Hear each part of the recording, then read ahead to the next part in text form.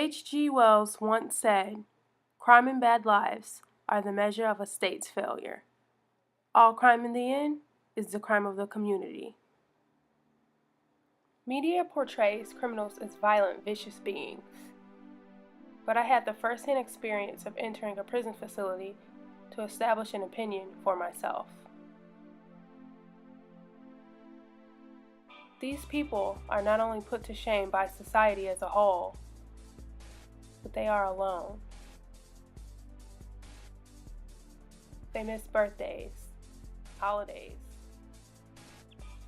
They are put to shame by themselves too, because they know it was just one mistake that led to this behind-the-bars lifestyle. Toastmasters is an international organization that focuses on strengthening public speaking skills. Even though Indiana Reentry Facility, also known as IREF, is surrounded by barbed wire, it does not look like a typical prison on the inside. But for security purposes, everything is monitored by cameras 24 hours.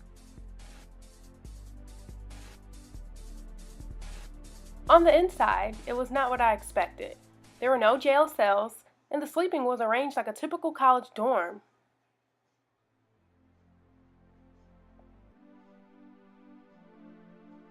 The outside common area is used for recreational purposes. It was a huge open space.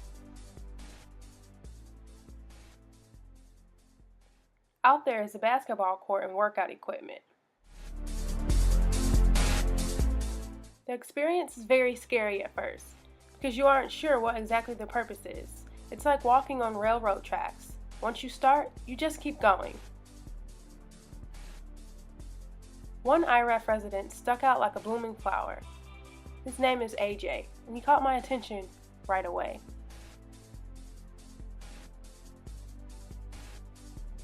I thought to myself, how could a criminal possess so much knowledge and be so good at public speaking and have so much wisdom? But I had formed an implicit bias about criminals and thought that the only thing on their minds inside of a prison was how to escape or what crime they would commit next. Public speaking creates a feeling of anxiety and nervousness for me. AJ once told me to own the floor, make sure the crowd was glued to me whenever I spoke. I took in that knowledge.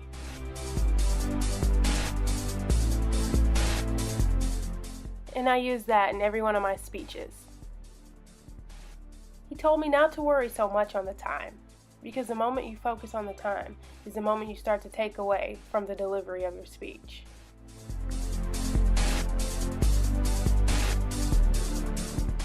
An emotional bond was formed when he expressed his gratitude to his grandmother, Pearlie Mae Jackson, who died from cancer while he was incarcerated.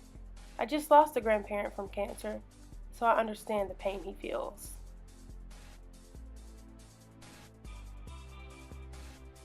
Another resident stood out to me like a firecracker. He was a man named Nicholas Lee, and oh, was he sarcastic.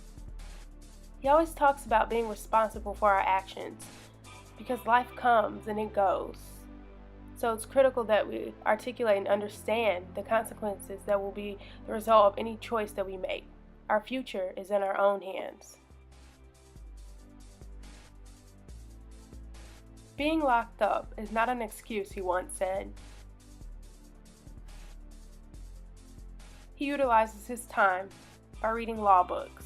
He knows all of his rights as a father and as a citizen, and helps out others too.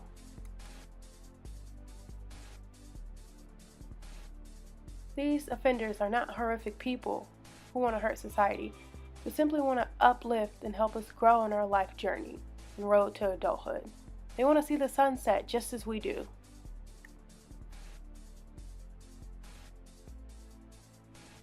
My J101 course has taught me that the implicit bias that we all have formed is not always accurate. You can't prejudge people and think that you're right. My perspective towards the residents at IREF has changed tremendously. Going in, I imagined violent, selfish people who wouldn't even talk to us. Now we have formed this bond with them. They want us to succeed. We want them to succeed too with reentry. It is up to me to put an end to the misconceptions about ex-cons. I try to live my life by the saying, life begins at the end of your comfort zone. This experience has pushed me so far outside of my comfort zone, and it allowed me to search within the depths of my soul and the kindness of my heart, the shadow emotions of my own life. It was then I realized something. We all mean something to someone. We're in this together. We are one.